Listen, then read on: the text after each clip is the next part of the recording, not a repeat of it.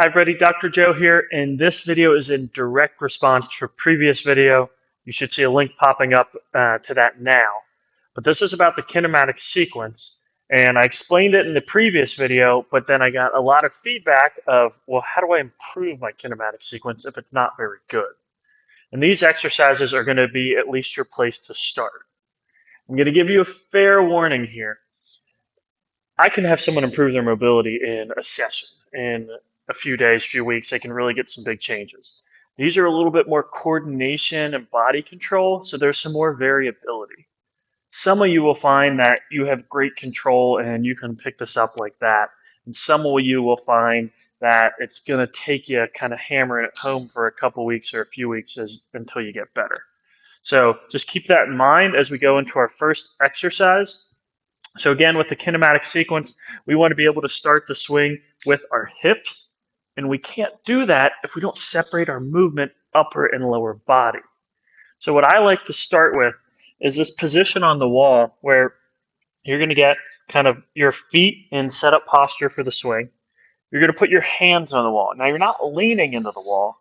The reason your hands are there is to block movement. So if I put my hands on the wall, I can't rotate my upper body, which means when I rotate my lower body, it's going to be separate or independent from the movement of my upper body, which again is going to be that key to starting the downswing. If you find it's hard in setup posture, you can actually go feet together and start here, and it might be easier for you. As you do these, pay attention to the feel, because the feel is what's going to translate to the next piece. Once you feel like you can get that lower body to move with support, you're going to take the support away. So you're going to be here. I'm going to show you that from a different angle. So again, you're just going to practice moving your hips with your upper body staying still.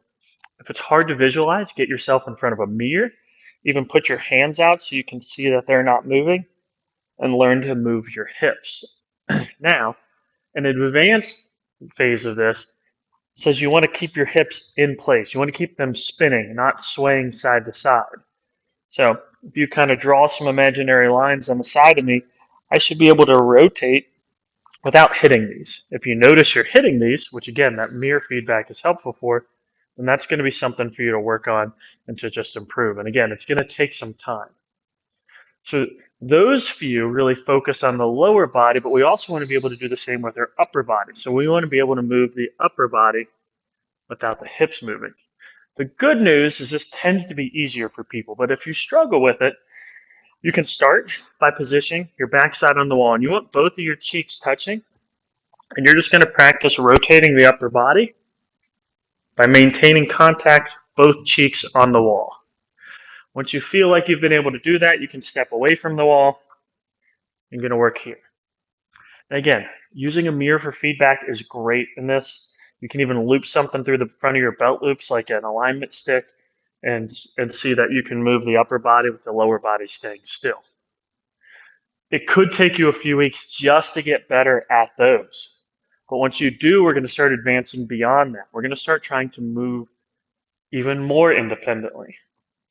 So what I will do is I'm going to act like I'm taking a backswing. I'm going to put my inside hand on the wall, and I'm going to work on firing my hips.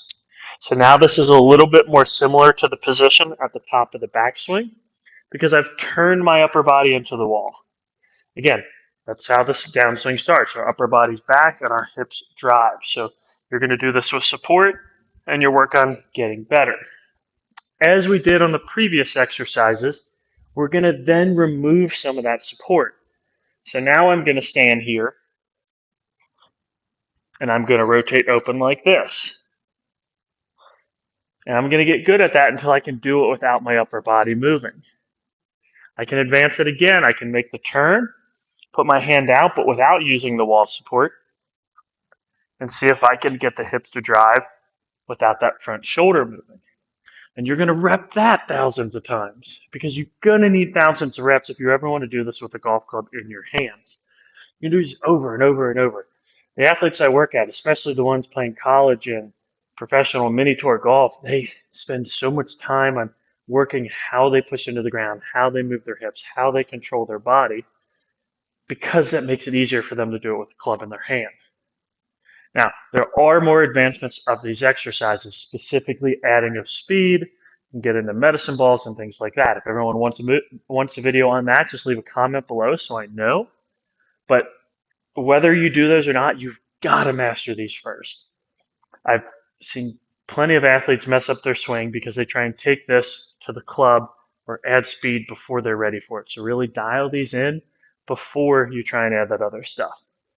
Good luck, and as always, if you have questions, leave them in the comments. Subscribe if you haven't yet, and you're going to have plenty more content like this coming your way.